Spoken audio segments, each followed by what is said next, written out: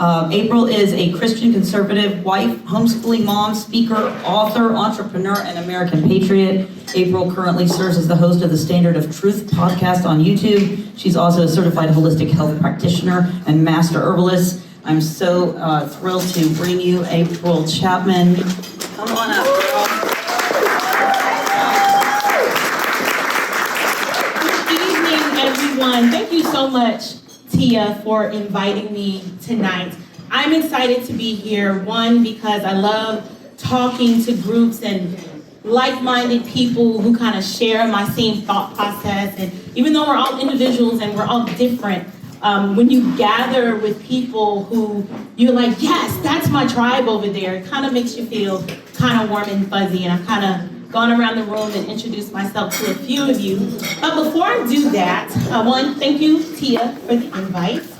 Two, I have a very large family, right? I have a large family, and we all look different now, so don't freak out when I say that. A lot of my family's here. We don't all look alike, but we all have the same father. So I've got a crew of my sisters who came tonight, and I just want to say thank you, ladies, for supporting me and for coming out. They're all kind of scattered around like here, but if you see them, we're all different shades of brown, right? But those are my people.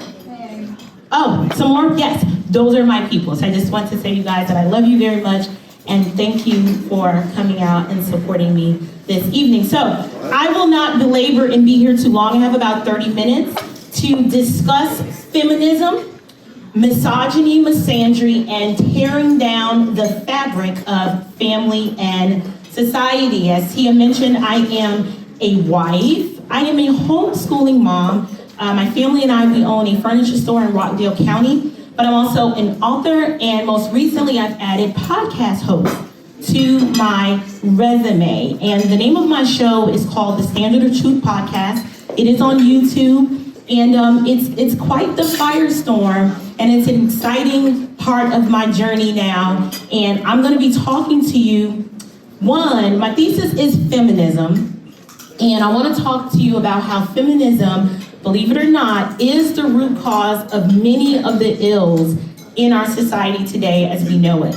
It has led to the polar extremes we see today, which is misogyny on one end and misandry on the other. Now, I will define my terms in case you're like, what are these new words? Like, I don't know, April, what is all of that? We will get to that. I love definitions. I believe words matter. And so I will be defining my terms, but I am going to demonstrate in my talk today how feminism, misogyny, and misandry is tearing the fabric of family and society.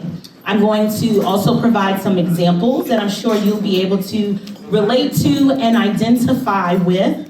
And then I'm going to tie it all up with a pretty bow on top with some clear and measurable action steps that we can all take in order to combat this cancer and have us truly reflect on God's original design for healthy communities and societies. So I know I don't look that old, but I am kind of old. I'm like middle-aged, and I've lived long enough to see the fabric of family and society slowly break down, erode, and rip at the seams. So I'm eager to discuss this topic with you because family is very significant to me. My husband and I own a furniture store, and my children, they actually have a wood sign business. They make these custom wood art signs, and their number one best-selling sign of all time is a sign that says, family is everything. Like, what are the chances? Out of all the signs we make with all the quirky little sayings, family is everything is their number one best-selling sign. And family, when you think about it, family really is everything.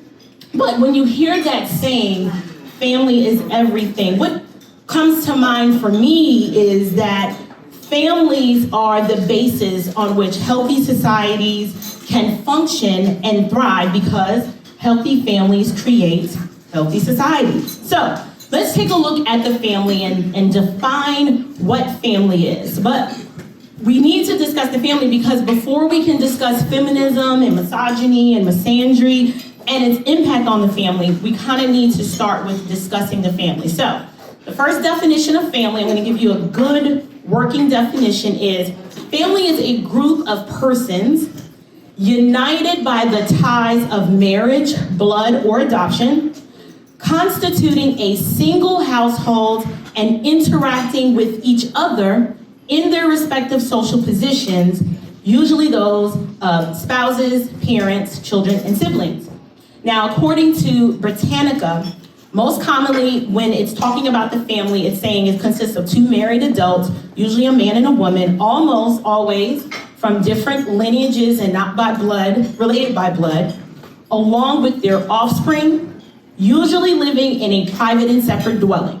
This type of unit, more specifically known as the nuclear family, is believed to be the oldest of the various types of families in existence. So, as the host of the Standard of Truth podcast, I want it to be known that I'm compelled to appeal to the highest authority of absolute truth. Now, while truth may be subjective to you and to many others in pop culture, I firmly believe that truth is knowable and it is objective, and the source of truth comes from the author of truth, and that is God, the creator of the universe. So, as I appeal to my objective standard, we're gonna go back in history. And we're gonna go like way, way back. We're gonna examine the first family, right? That's Adam and Eve, and as we see in Genesis 1, when the creation account is recorded, we are told that God made man in his image, creating male and female. He created them, and he gives them a directive. He says, be fruitful and multiply, fill the earth and subdue it. Now that right there, friends, that one little statement, that's the foundation of the family. And I can appeal to the creation account, and I can look and compare that to what Encyclopedia Britannica says. They've defined it, and we can see that a man and a woman, and then the offspring that results is what creates the family. So, when we examine the American family of yesteryear, what do you traditionally think of? I'm gonna rattle off some ideas that when I think of family, I think of the strong, doting father who tends to the yard and he's fixing things when they break. He's hardworking. He taught you how to drive. He scared off your first boyfriend. Then I also think of the mom, the caring and nurturing mother who cooks the best meals and makes the best snacks. She's got awesome bedside manner when you're sick. She bathes you, she dresses you, she potty trains you, she nurses you, she taught you how to feed yourself, and then she also taught you pleasantries such as how to say please, right? And how to say thank you. Mom, she's also home when you got home from school maybe, made you a nice little after school snack, hemmed your pants, cooked from scratch.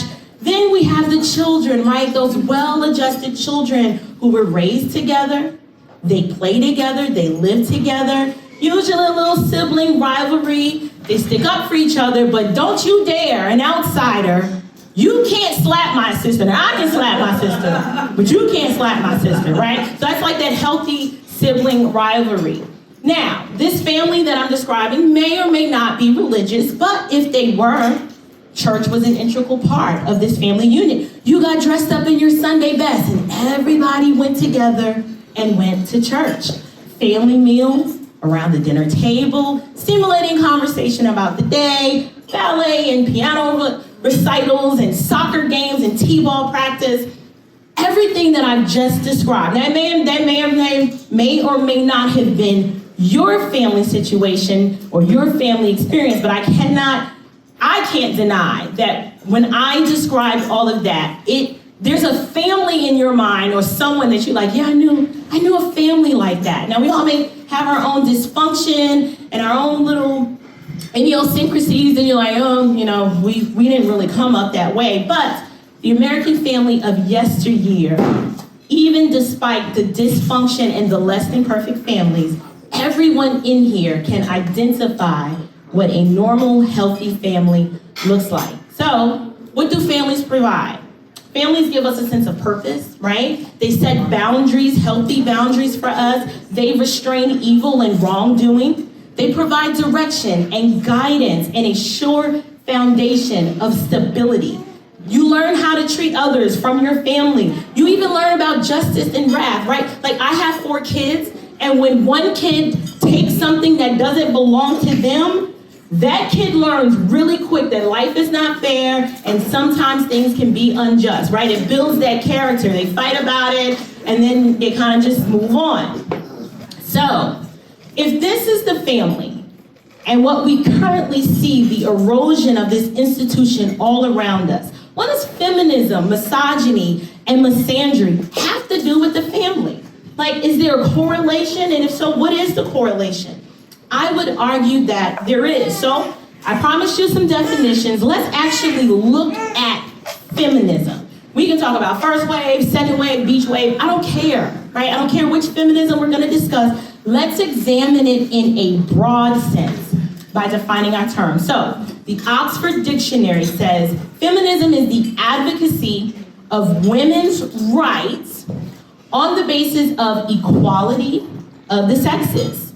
Then you got Merriam-Webster defines it as a belief in and advocacy of the political, economic, and social equality of the sexes, expressed especially through organized activity on behalf of women's rights and interests. So, when we examine feminism as defined here, does anyone notice some buzzwords, words that you continue to hear? In both of those definitions, you hear the word equality, that was mentioned both times. You also heard the word rights, that was specifically mentioned both times. And then interest, women's interest was also mentioned. The idea that men and women are exactly the same or should be the same, or the argument that both genders of any species are exactly the same is kind of ludicrous, right? We have observable reality around us that says that's not quite true. Like, we are different, right? So what do we see today? We see women demanding equal pay, even though they don't really want to perform equal work. Why do we say this? Okay, let's think about it. Where are all the female ditch diggers, like that whole female ditch digging team? Does anyone, you seen any of those around? Or what about the female scaffolders? Like when there's a... I think the word is gold digger. Right, no, we're talking about not those, the ditch diggers. That's the ones we're talking about right now. And then the scaffold, like the all-female crew. Where's the general contractor that's outsourcing and subcontracting that next big scaffolding job to the all-female crew? Or what about the all-female coal miners? Like, where are those? And the power grid. I don't know where you live, but I have Georgia Power, and it has like the worst power grid. Power is always going out. And I know for a fact that the person that restored that power was probably not a woman. So we see women demanding not just to be treated the same, but they're demanding to rule and usurp authority and power from men. So much so that it's difficult to even define manhood these days, because true manhood and masculinity, it is demonized and it is something to be shunned. We see it in pop culture and TV all the time. Men are demonized and portrayed as bumbling idiots. They can't make heads or tails of anything. They're portrayed as not being able to manage tasks alone unless they have some woman to come in and rush in and save the day. The modern day movies are now even portraying men as the weak ones, unable to save and protect the family. But then, like, in the end, like, he's all broke down in the corner, limping and bleeding, and then the woman kind of comes in, and you're like, oh, wow, she saved the whole family all by herself. And he's just down there. Like, how does that happen? These visual depictions that you see are done on purpose. It's not by happenstance. It is an agenda, and they're doing it through the entertainment to have you think that that's actually reality. And so when it comes to feminism, what probably started out as a righteous, noble cause, like, hey, we just want to vote, right? That's it. We just want to be recognized as human equals to our male counterparts. We just want to be recognized as equal in essence, different in function. What probably started out that way, now women are actually trying to assert equality with men in essence and function, depending on who you talk to. There are no more gender distinctions. Like, we're all the same. Men can compete against women or compete as a woman. And all of these ideologies causes us to ask the question, how has feminism affected the nuclear family structure?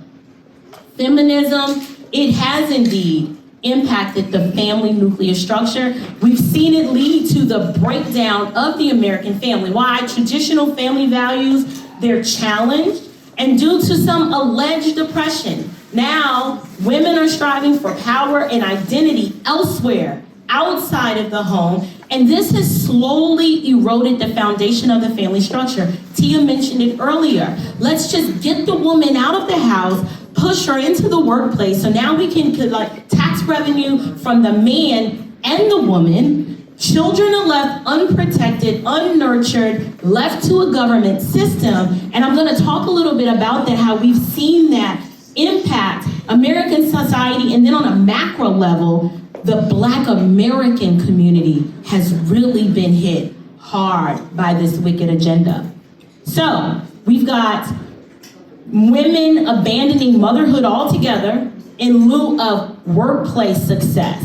No longer is it, I just want to be a wife and a mom and raise my children and disciple them and shepherd them. It's like, no, it's something out there that's supposed to make me feel better and give me identity and acceptance, right? We see women despising motherhood so much so that they'd rather murder their offspring than raise offspring. Empowered women are now enticed to break up their homes. Why do I know this? Because women are statistically the ones who file for divorce. 80% of divorces in this country are filed by the women. Women are now being deceived into believing that the village out there, whoever these nameless, faceless people are, should raise the children and they can do a better job than an intact nuclear family.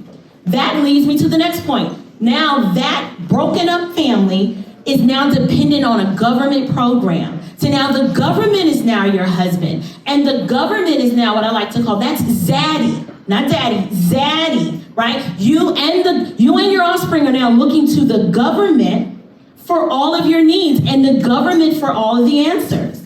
So when feminism infiltrates a society, we have a lot of things that happen as a snowball effect. It leads to misandry. I'll define misandry for those of you like, I still don't know. Like, what is misandry? I'll talk about that. But it also leads to miserable and unhappy women.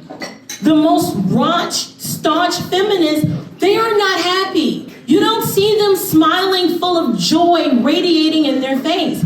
They're very harsh and miserable women, right? It often leads to a very empty life. Modern feminism leads to male absence. How do we know this? Because most men are like, I don't want to, that's too much. I don't want to deal with that. So they're running, right? Then the feminism leads to confusion, destruction, and devastation. And I can speak of this as a member of the highly melanated Black community. If you haven't noticed, I'm brown, right? Those are my kinsmen according to the flesh. And in the Black community, the man was incentivized for us to kick him out the home, right? Government's daddy, we don't need you in the house. We can figure it out and do it all by ourselves. And now we have unhealthy family imbalances which lead to grave consequences for the children, such as boys grow up weak and they turn into emasculated males. Feminism creates the men that women don't actually want. If you listen and you hear women talking about, he doesn't approach me, like I put out all the signals and he's just not saying anything. You created this environment. Yep. Those types of men, they don't actively pursue women. They don't talk to women. They don't approach women. Why? Because you're just like them. All that masculine energy is repelling the man, and that's why he won't talk to you. Then what does that lead to? that leads to girls growing up rebellious, unwilling to live within healthy societal restraints. So now you have an uptick in sexual promiscuity. That leads to emptiness and misery disguised as sexual freedom. Yes, I'm on college and I'm having hot girl summer and I'm sleeping around and it's this facade of joy and happiness. But women who find themselves actually trying to act and behave like men by having high sexual prowess, those women are not happy. They are empty and miserable and broken. So, let's go ahead and talk about misogyny. Let's define the term. Misogyny is the hatred of, aversion to, or prejudice against women. Now we can find the tentacles of feminism all over misogyny.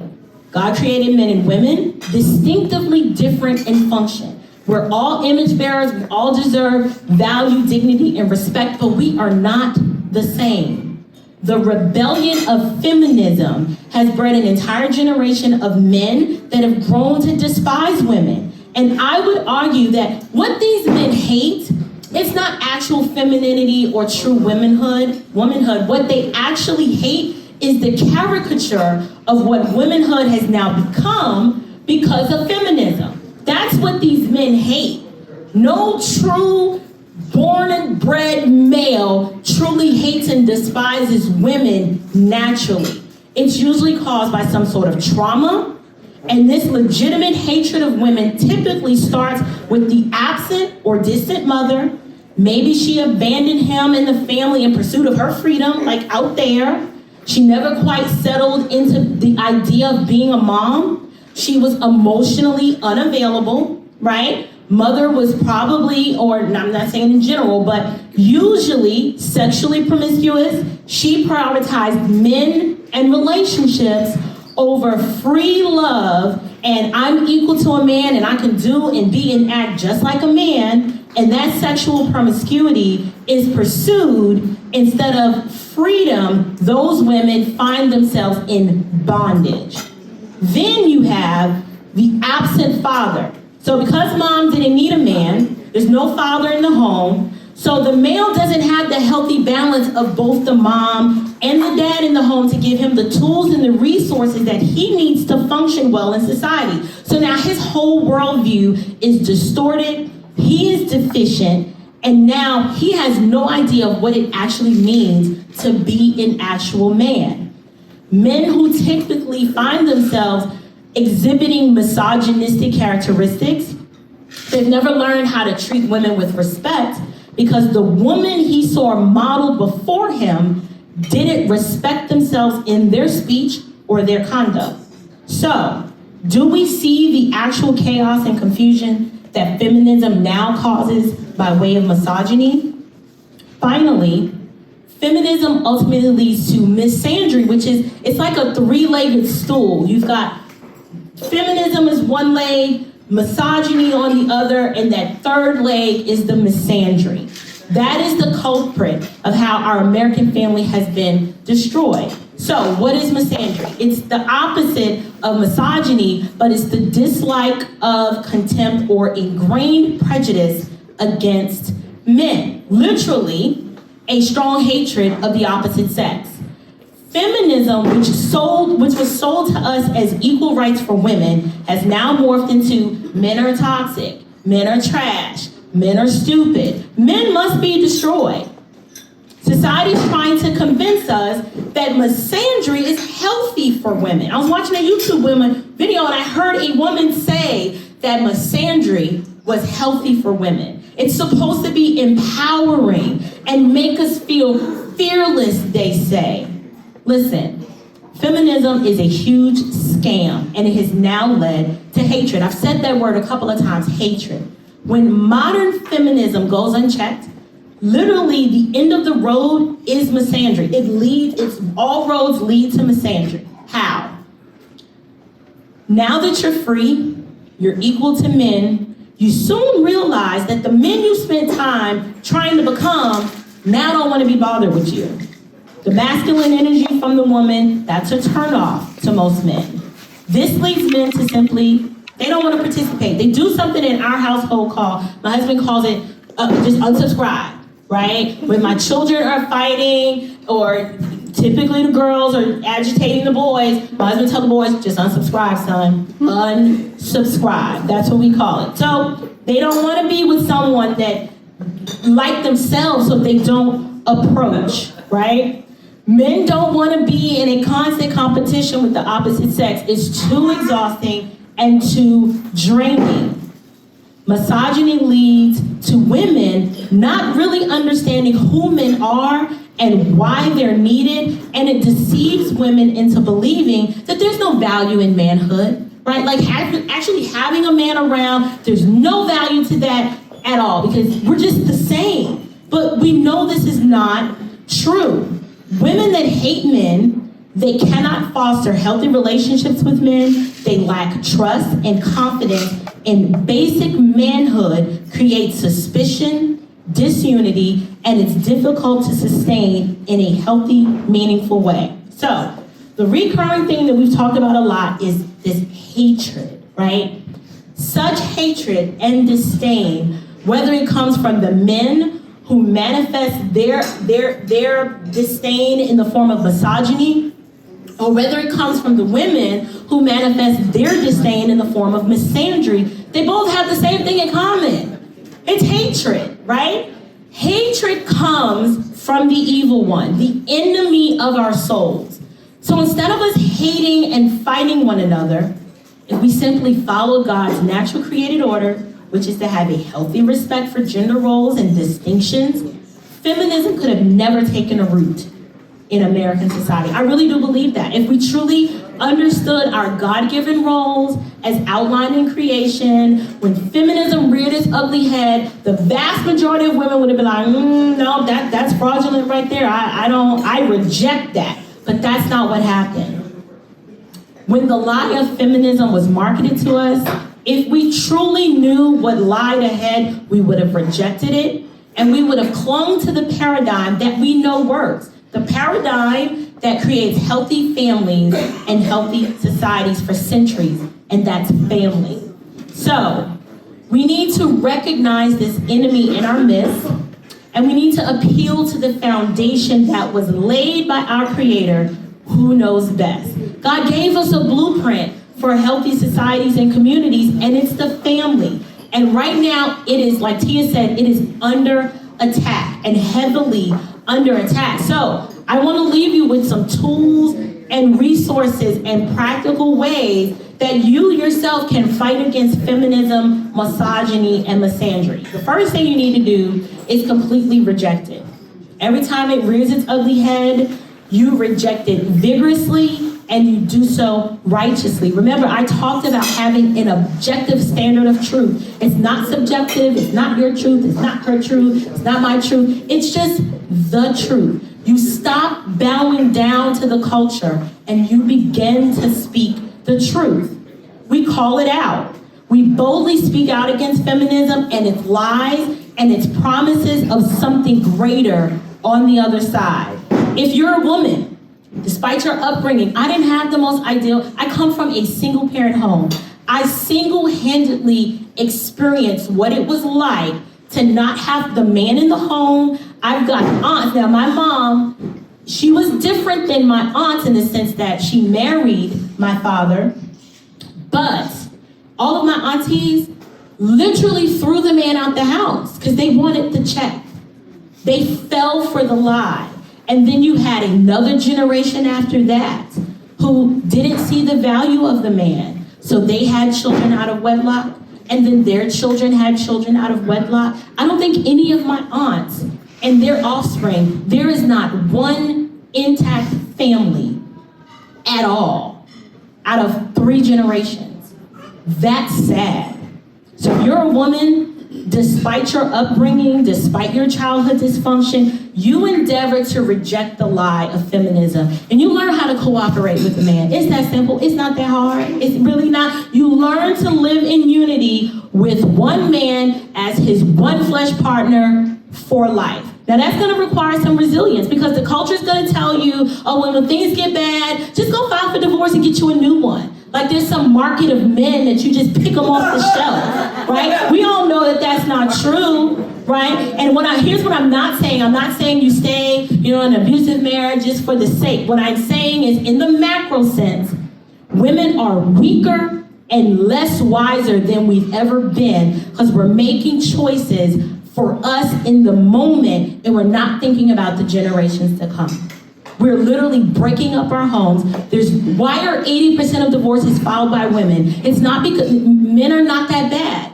We literally we lack the stick-to-itiveness of our predecessors. Because when life gets hard, we're like, we're just gonna trade you in for a new one. This one's broken. I need a new one, right? Stop being weak.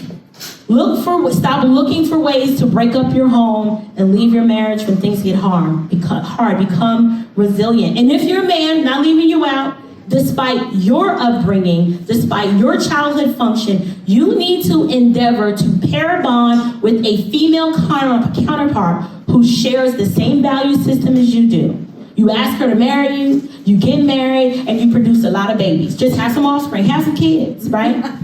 Ladies, stop looking for your identity and your validation from external sources. You stop silencing the inherent desire in you to be a wife and to be a mom as if that's somehow less than. Like you're not good enough, right? Gentlemen, refuse to accept that you're only good for a paycheck. That's right, I said it. You are more useful than just the provision that you provide, how much money you earn, and the value that you bring to a family. It is much more than just monetary. We show the culture that masculinity is not toxic, and you be prepared to stand against the lies, even if you have to stand alone. And then lastly, as a community, we take the time to celebrate those who have not bowed to the culture. When you see a traditional family exemplifying strong values, you tell them, you let them know that you're not weird and I'm proud of you. You're a family, that's a good thing. They can be complete strangers, but just that little bit of encouragement lets them know that they're not weirdos, right? We may look weird to the outside world. Like to most people, I'm weird because I got 4 kids. Like, you don't really see a lot of brown people with 4 kids these days. You just don't. But it's a blessing that God has enabled me to parent and shepherd these children alongside my husband, and I don't take that for granted. The lies and deception of feminism run deep. I don't have a lot of time. I'm about to wrap it up, and there were some things that I wanted to get to, and we can kind of talk about it afterwards, but we thank God that the truth is being exposed and that people are waking up to see that feminism was one of the worst scams of our modern day history. While its destruction can be clearly perceived in all aspects of our lives as we know it, the tear that it has made in the fabric of American society can be repaired. Just like a torn garment, we can repair the damage one stitch at a time, right? Each of us, when we combat the lies that feminism has tried to sell us, we secure it with one stitch at a time, the fabric of the American family, and we restore it to the stability and strength that we once experienced. We do live in a fallen world, yes. I believe that all of these things will be sorted out in eternity, and God will make all things right. But until then, let us be found faithful, fulfilling our God-given roles, building strong foundations of strong family values for generations to come. Will you join me? Thank you. Isn't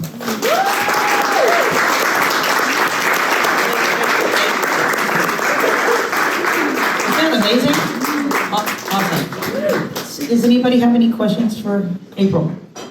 Any questions? Yes. Some other societies call it a division of labor. Do you call it a division of labor? Not really. I probably wouldn't call it a division of labor because, like I said, we don't have women actively pursuing the labor-intensive jobs that men traditionally hold, but they want the money, right? They want the money in the recognition. Let me clarify. Clarify what you mean, yeah. So men should do certain roles, Right. and women should do certain roles. Your labor is divided and defined. I'll say this, like in my household, like I'm married to a true alpha male, right? So there are certain expectations. He's just like, hey, you gonna cook me some food? you're gonna raise these babies and you're gonna clean this house. But what that does not mean is that he doesn't help me do those things, because I co-labor in our business right alongside him, right? So my children are homeschooled, we're an entrepreneur family, but there are times when my husband is doing the laundry and he doesn't feel ashamed or less than a man because he's done it, you know? He does spaghetti night or taco night if I'm still trying to balance the books and I can't get to it. He's like, well, I'm making spaghetti. But he's still the man, like he's still leading in our home, and our children know that mommy's not running this ship because we're so different. Children need the leadership and direction of the man, but they need to see a woman model following, right? You can't have a two-headed monster. Someone has to lead.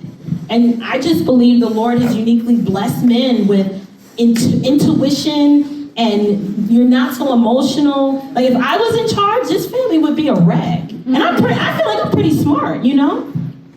Yeah. Oh, does that answer the question? I think so. I think we're talking. I think it's okay. I think there just needs to be a healthy respect and understanding that there are just some things we are uniquely equipped for as women, and there are some things that men are just uniquely equipped for. And there might be some cross-section because we're not on the prairie anymore, right? Like, I'm out laboring in a different way. I'm not tilling the ground, but I'm counting the cash. You know? So Hard work. That it is. Especially when there's lots of it. Amen. Amen. Any other questions? Yes. Yes. I have a 19-year-old daughter in college, and how do we talk? I mean, you know, I've done my best. I was stay-at-home mom, you know, raised them all. And she's a good kid, but how do we really teach them to choose the right guy? Because that's important too. And you know, I think they're in this place where they're, like you said, they're taught that they have to be strong women and independent. And like sometimes she doesn't want to wear a pink dress because it's pink, mom, and that's too girly. You know, like she's just been. But that's how all the girls walk around in t-shirts. I mean, all the time. They don't dress up anymore. They don't wear pretty dresses. They wear t-shirts and little Lululemon shorts, and they're all, you know, showing their butts. You know, what can I say with wisdom to let her know that? And I've told her it's okay to be a girl. Guys like girls, you know, or at least the guys you're looking for. Yeah, they do. Once again, I just go back to that family unit. It kind of starts when they're young, explaining to them gender roles, and you have to kind of guard against the culture, right? So I don't shield my children from the culture. We discuss the culture. This is what the culture is saying, right? They're saying A, but B is a better way. And let me show you why. And then they get to see it in real life, right? They get to see it modeled before them. 19 is hard because there is a culture war on the front right now. And it's difficult if there's been a worldview that's been instilled in her outside of the home. You're literally trying to combat that with you're like, but I didn't raise you this way. Like, what is happening? That's why with mine, I already tell them what the culture is wanting to make them believe. And then I appeal, like I said, you know, in my bio, I am a Christian. So I have to appeal to my objective standard and tell them the way of the righteous is this. The path that way is going to lead to destruction. And sometimes you just kind of have to trust God in the process that he is sovereign over that situation. I mean, listen, if I can stop being a flaming, crazed feminist, anybody can. Anyone who knew me growing up, if they knew I had 4 kids and a husband, they'd be like, that's not her. That's a body double. That can't be April. I'm just a different person. Because I recognize there was like a work in my heart that changed my worldview to where I didn't hate men anymore and want to be one, so I lovingly and humbly submitted to one and recognized the beauty in that. Like, submission is not a bad word. It's not.